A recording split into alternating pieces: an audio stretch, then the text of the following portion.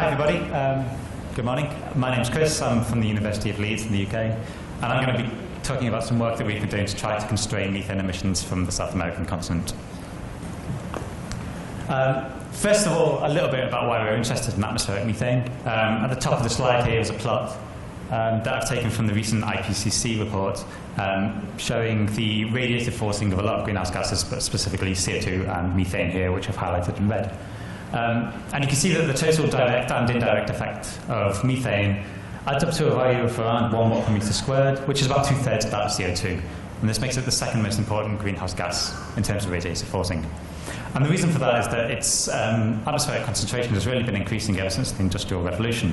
This lower plot here I've taken from Ewan Nesbitt's Nature paper from last year. And this is showing the global mean methane concentration in the atmosphere since the mid-1980s. And you can see that the general trend is upward throughout the period, although there's significant fluctuations on an annual basis and over longer time periods, especially for the period 2000 to 2007, when the growth rate fell to approximately 0. And there's still a lot of uncertainty surrounding why these growth rate fluctuations are occurring, but it's still that emissions have a significant part to play in that. And there's a lot of regions where emissions are not still well constrained. One region in particular, that could certainly do with an extra level of constraints is the South American region, and in particular the Amazon basin. And as an example here, I've just put up the total methane emissions that we have in the Amazon basin in our model for the years 2010 and 2011. And you see that there is kind of medium-sized contributions from anthropogenic emissions, small natural emissions from natural sources such as termites, mud volcanoes, and the ocean. That biomass burning emissions kind of vary on a year-to-year basis according to the prevailing meteorology, but that there's really significant emissions from microbial sources such as natural wetlands. And these are the dominating sources within the Amazon basin. You can also see to the right of the plots, so I can get to the right of the slide there, there's a significant uncertainty surrounding these emission sizes. This is mostly due to uncertainty surrounding the natural wetlands, and there really has never been a concerted measurement campaign in order to measure greenhouse gases over the Amazon basin. And that's something that the recent Amazonica campaign has tried to put right. Ever since the start of 2010, they've been making regular flights over 4 sites within the Amazon basin. Excuse my pronunciation, but it's Santarém, Alta Floresta, Tabatinga, and Rio Branco.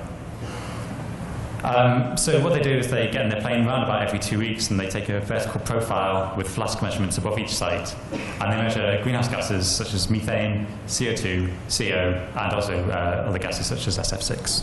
And this is really the first time that there's been a concerted, regular, in-situ measurement of a set of measurements that are representative of the entire basin.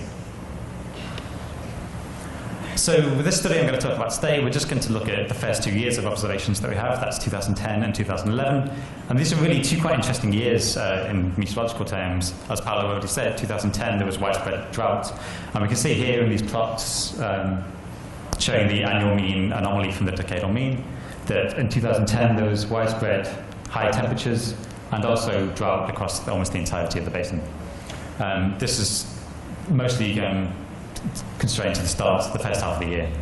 2011, meanwhile, was still quite warm, but actually it was a very wet year, especially towards the eastern side of the basin. We can see here a little bit drier towards the western side. So we've performed some modelling studies to assess the new observations and the emissions that we have. First of all, there's a forward modelling study.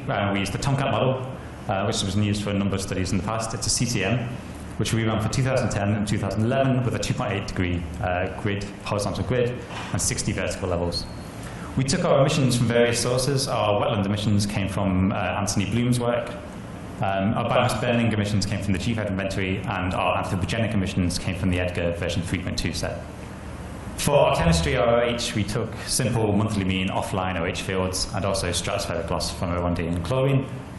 And finally, we tagged our emissions by their source type and their location. So we treated emissions from outside of South America as background methane, and then tagged emissions according to whether they came from South America or specifically within the basin. We also have a new tool, which is an inverse model. This is newly developed, brand new. This is kind of the first time it's been used. It's based on the Tomcat model. It's called IGAC. And this is a 4D VAR inverse model, which also contains an adjoint of the Tomcat model called AtomCat. If you're interested to read more about this, there's a paper that's just been accepted into GMD detailing the developments and the accuracy of this model. And this little plot on the right-hand side is just kind of showing how the IGAC iteratively assimilates observations and improves the prior fluxes that we put into the model in order to get an optimized set of fluxes which minimizes the bias between the model and the observations.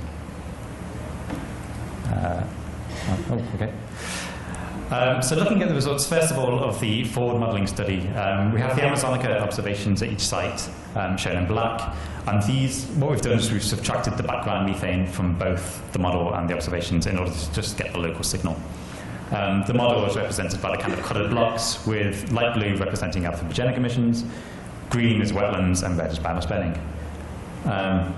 So just kind of going through the sites one by one. At Santarém, in the northeast of the basin, you can see that there's a really poor match between the model and the observations. This indicates that there are significant local emissions, probably microbial, of methane local to the Santarém region, which aren't being picked up in the model and aren't affecting any of the other sites. And we're not totally sure what this is yet.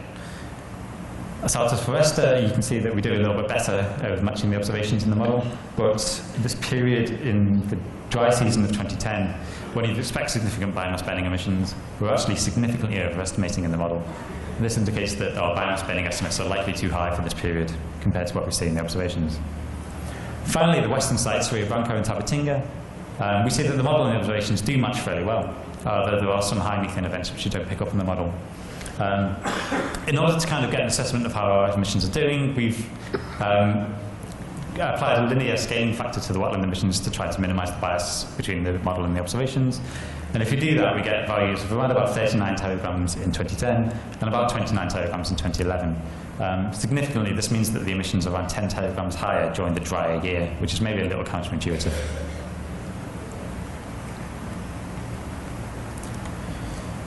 A better way of constraining the emissions is to use the inverse model. So I'm just going to talk quickly about how we set up the model here.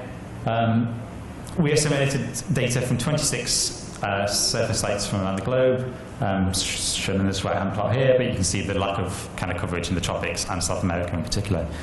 So in order to better constrain these regions, we also assimilated data from the GOSAT satellite, column CH4 was assimilated, and this gives around 200,000 observations each year. We did separate inversions for 2010 and 2011, and we also did 2 inversions with different prior emission errors, either 100% globally or 50% globally, to see what effect this would have. All inversions went for 14 months, and we discarded the first and last month of each inversion to get rid of the boundary effect. So these are the results of the inversion, with the prior fluxes shown in blue, and the results of the 2 inversions shown in red and purple. Focusing on the table at the top first, you can see that initially in our priors in 2010 we started with around 50 terograms of methane being emitted. After the inversion, in both cases this goes up to 54, it's about 4 larger. In 2011, meanwhile, we started with around 42, and again the inversions pushed the emissions up to around 44 to 46 terograms. And in each case, 2010 emissions were about 8 to 10 terograms larger than they were in 2011. Looking at the temporal variation with time across these 2 years, we see that at the start of 2010, the inversions have pushed up the emissions by about a teragram per month. But for the second half of the year, and during this significant biomass burning period in August, especially highlighted there, the emissions have gone down for the rest of the year. For 2011, it's a slightly different story. We see increases in emissions in both cases through the middle of the year, kind of the end of the wet season and the dry season.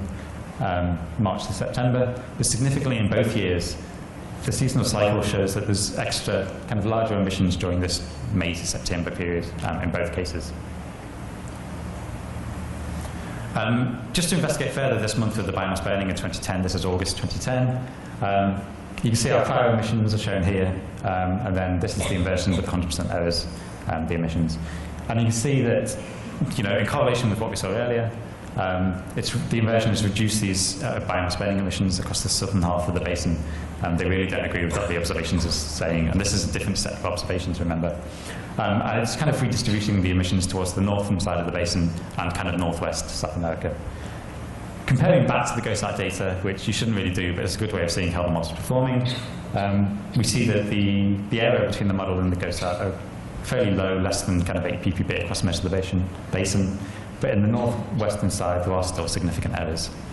compared to GOSAT. Looking at the temporal variation of GOSAT and the model,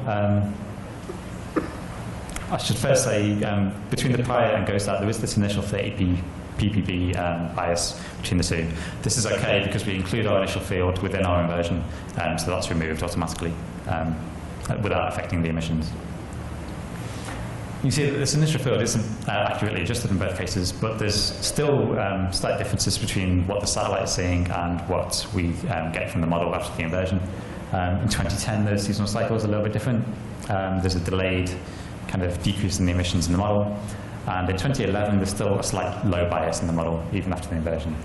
This might be kind of a discrepancy between what the surface stations are seeing and what the satellite says, or it might be that extra minimization iterations of the inversion would further fix this kind of model observation mismatch. It's something that needs more investigation. So just to summarize, ever since 2010, the Amazonica project has been producing kind of the first regular, ongoing, in-situ measurements of greenhouse gases that are representative of the Amazon basin. We also have a new tool, IGAC, which is a 4D RMS model, which can be used to assimilate observations and really better constrain emission estimates over the globe. We see that the GFED version 3.1 emissions, biomass burning emissions, were likely too high during the dry season of 2010. And both our forward and inverse modelling studies suggest that emissions in 2010, which is the dry year, were around 10 teragrams larger than they were in 2011. Finally, the seasonal cycle in both cases peaks during the end of the wet season and the dry season. And that's everything. Thank you very much.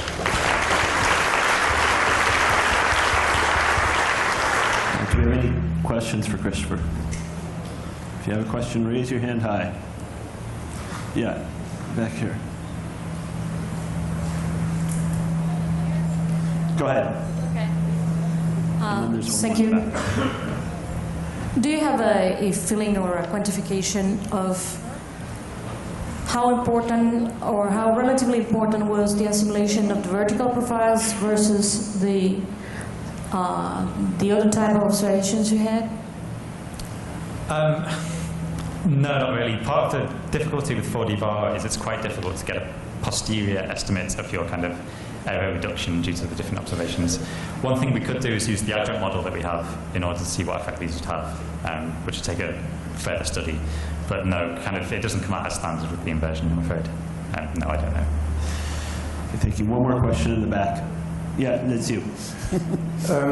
Entering the minimization procedure with a biased model, how did you compensate for the emission, for the fluxes and sinks to be compensating for this error? So did you apply a bias correction scheme?